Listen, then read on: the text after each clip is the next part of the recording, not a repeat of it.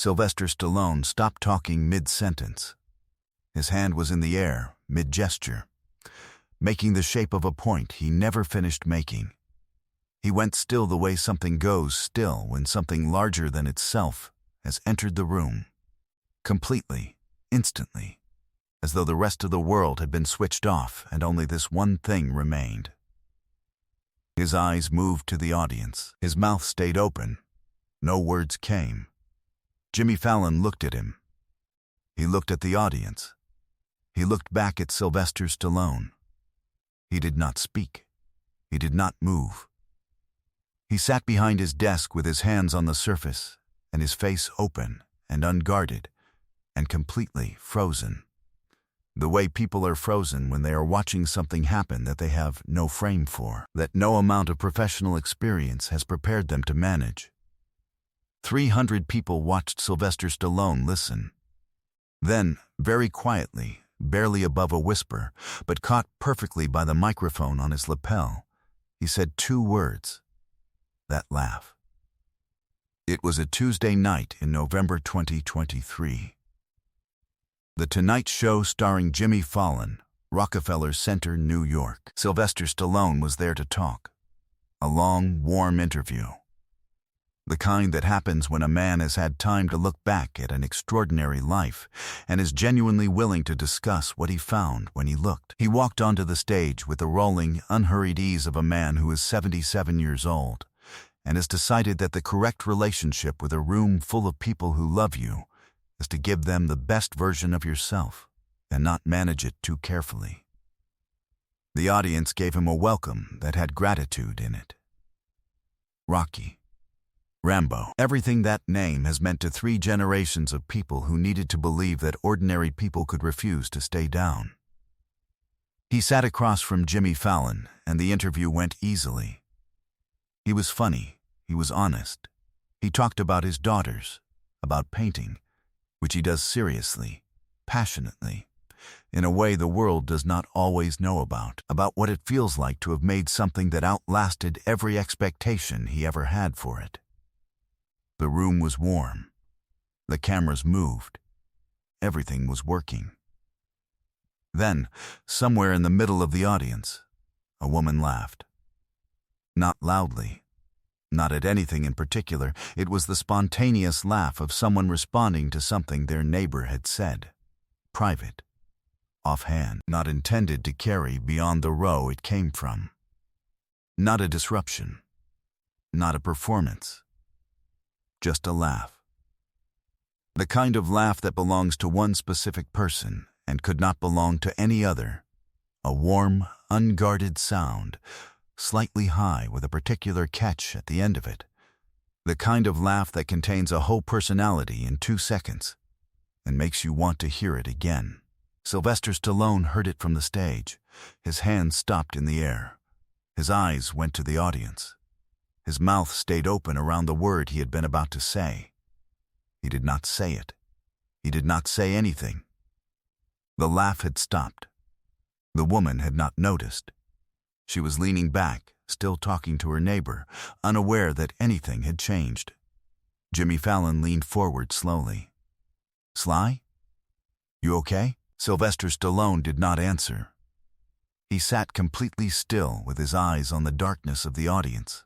The hands still in the air, the unfinished word still in his open mouth. The entire studio froze. The Roots were not playing. The interview had no accompaniment. But every person in the band went motionless in their places, watching. Questlove sat with his sticks across his knees. The floor director stopped walking, and his clipboard came down to his side. Every camera held. Nobody in the production booth spoke into a headset. Was something wrong? At 77, after a lifetime that had put more into a body than most bodies are asked to carry, was something happening right now that the room was watching without understanding it? The audience sat in the careful stillness of people who are afraid to be the thing that tips an uncertain moment into something worse. Sylvester Stallone lowered his hand to the desk slowly. He pressed it flat. He said it again, so quietly that the room had to stop breathing to hear it, but the microphone caught every word. That laugh. It's Mariah's laugh. 300 people held their breath. To understand what happened next, you need to understand what happened in the winter of 1973. Sylvester Stallone wasn't always Sylvester Stallone, the icon, Rocky Balboa, the name that became synonymous with refusing to go down. In December 1973, Sylvester Stallone was 27 years old, living in New York City, and had not yet written Rocky. He had not yet written anything that anyone had bought. He was auditioning for parts and being turned away from parts, doing what aspiring actors do in New York in their 20s, which is accumulate rejection in quantities that would discourage anyone who had not decided, at some fundamental level below the reach of discouragement, that this was simply what they were going to do. He was broke, in the specific, exhausting way of people who are broke in a city that is expensive. Not romantically broke, not struggling artist broke, but cold and hungry and uncertain in the particular way of a winter in New York, with not enough money for the room and not enough left over for the food. He was spending time at a lunch counter on 9th Avenue in the 40s, a small, permanent-looking place that had been there since the 50s, run by a woman named Maria Conti, who was 49 years old, and had operated that counter for 18 years with the efficiency and the warmth of someone who understands that feeding people is a serious undertaking. It was the kind of place that existed in Midtown Manhattan in the 1970s before the city changed. A counter with 12 stools, 2 tables in the back, food that was good and not expensive, and a proprietor who had a precise understanding of which customers were ordering coffee because they needed the warmth of the cup more than the coffee itself. She had noticed him. It would have been difficult not to notice him. He had a face that was striking even then, in a way that was not conventionally handsome, and was therefore more interesting than conventional handsomeness, and a voice that was entirely his own, unmistakable, slightly raspy in the lower register, with a rhythm to it that actors spend years trying to acquire, and that he simply had, the way some people simply have it. She noticed the voice before she noticed anything else about him. She had been around voices her entire life, in the neighborhood, at the counter, in the building she had grown up in the Bronx, where everyone spoke at the same time and nobody apologized for it, and she had developed, without naming the skill, a precise ear for what a voice was carrying underneath what it was saying. She let him run a tab he did not ask to run. She brought the coffee without being asked a second time. She did not make him feel the weight of either of these things, which is the harder part. In December 1973, on a night when the wind was the kind of wind that made the city feel hostile to human presence, he came into the counter later than usual, and sat at the end stool and ordered only coffee and stared at the surface of it for a long time without drinking it. She let him sit. When the counter had cleared, she came and stood across from him, and she said, "Say what's on your mind, or don't. Either is fine." He said he was thinking about going back to Philadelphia, that he had been trying for 3 years and had nothing to show for it, and that at a certain point the sensible thing was to understand that a door was not going to open. Maria Conti looked at him for a moment. Then she said, "With that voice? You're going to quit with that voice?" He said, "What does a voice have to do with anything?" She said, "Everything." A voice like that, she paused, finding the right words with the care of someone who rarely speaks carelessly. A voice like that carries things. People hear it and they feel something before they understand what they're feeling. That's not nothing. That's not a thing that comes along every day. She went to the end of the counter. She opened a small drawer that he had never seen her open before. She came back and she set something on the counter in front of him. A small medal. St. Jude.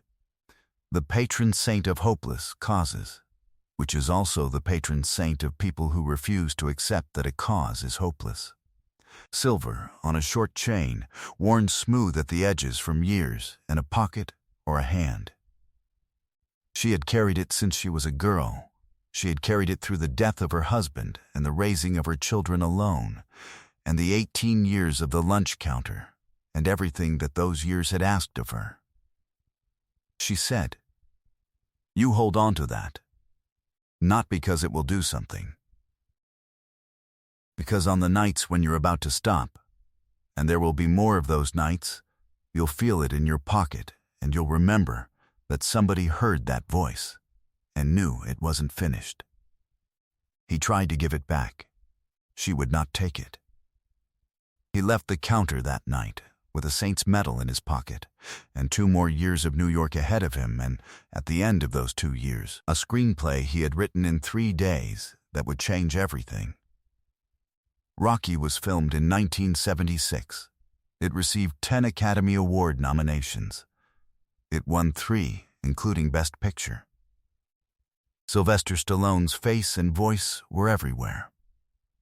Maria Conti's lunch counter on 9th Avenue closed in 1979 when the building was sold. By then, the world had changed enough that finding one woman who ran a counter in the 40s was not the kind of thing that happened easily, even for someone with resources. He tried twice, through a manager and then through a private inquiry, in the early 1980s. The trail was warm, but not warm enough. She had moved back to the Bronx. She was well. She was with her family. That was the shape of what he found, and then the shape of what there was. Maria Conti died in 2002, at 78, in a house in the Bronx surrounded by 3 children and 7 grandchildren. She had talked about Sylvester Stallone from time to time over the years, mentioned him at family dinners, the way people mentioned things they were close to before those things became famous, with a quiet pride that her family had absorbed as one of her stories without fully believing it. He was at the counter a lot, she would say. That voice. You remember a voice like that. Her granddaughter Sophia was 40 years old in November 2023. She had grown up hearing her grandmother's stories.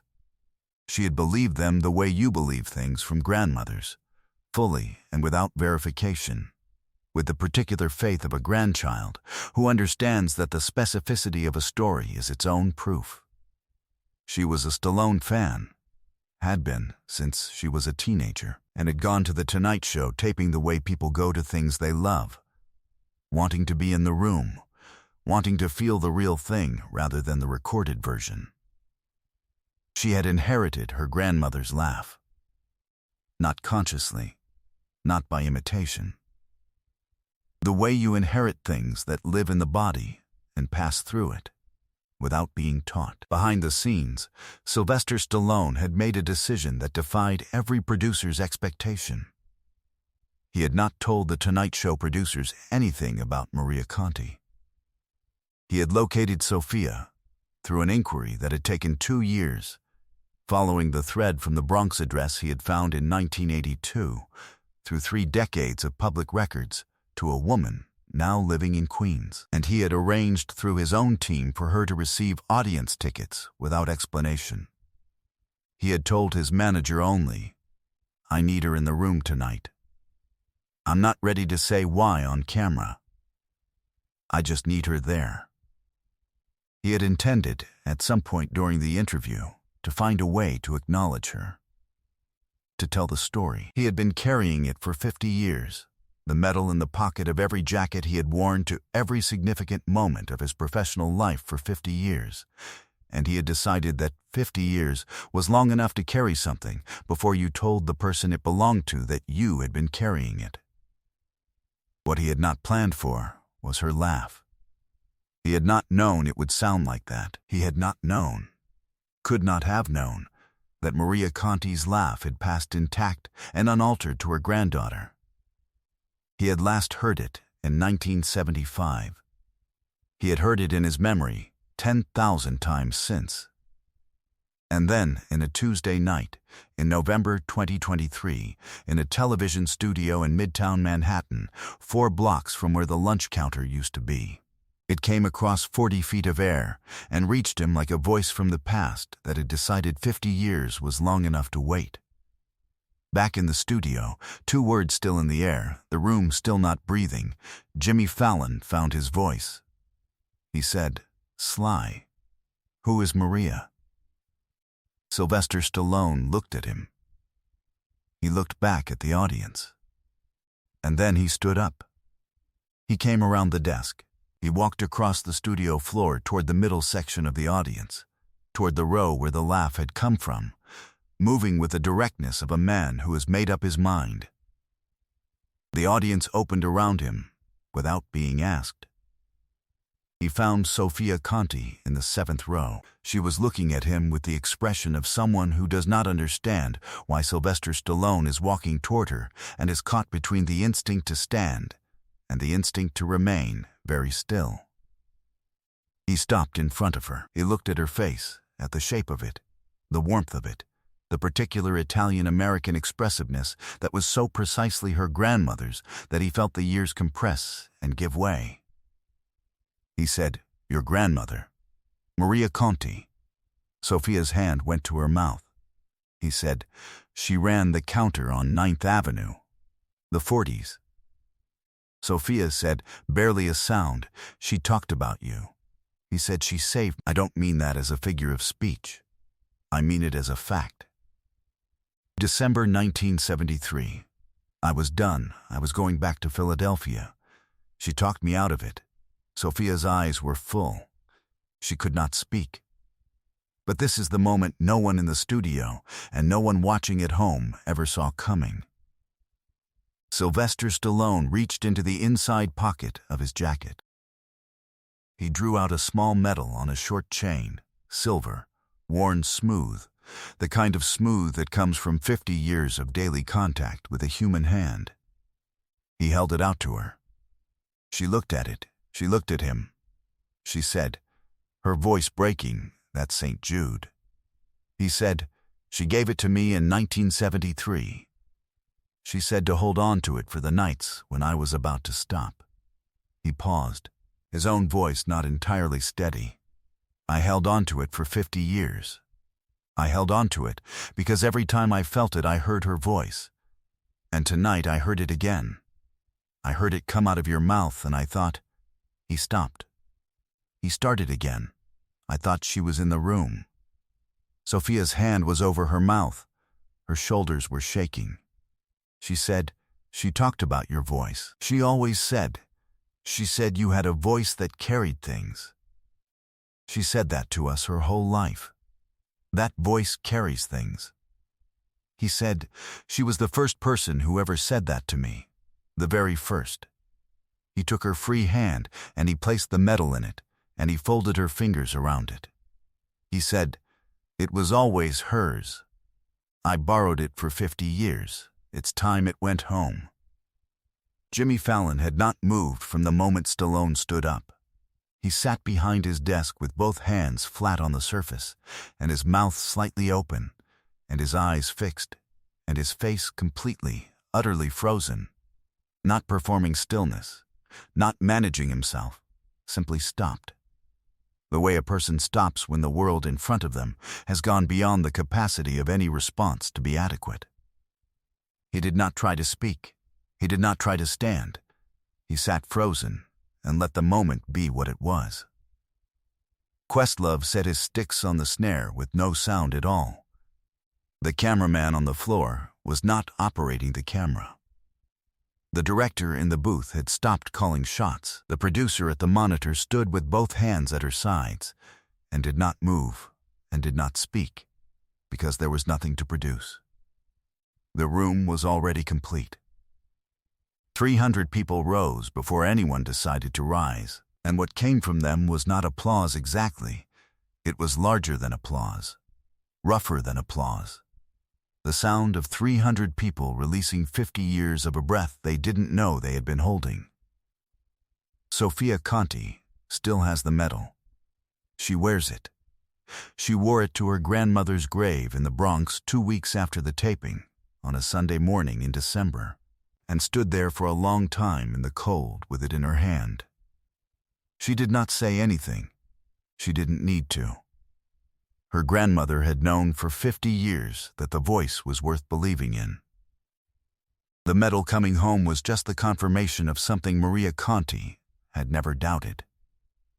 Sylvester Stallone has not replaced the medal. The pocket where it lived for 50 years is empty now, and he has left it empty.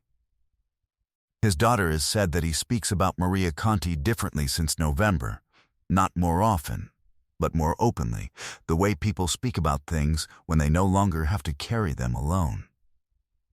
Maria Conti served food on 9th Avenue in Midtown Manhattan for 18 years. In that time, she fed thousands of people who were hungry and cold and running out of reasons to stay.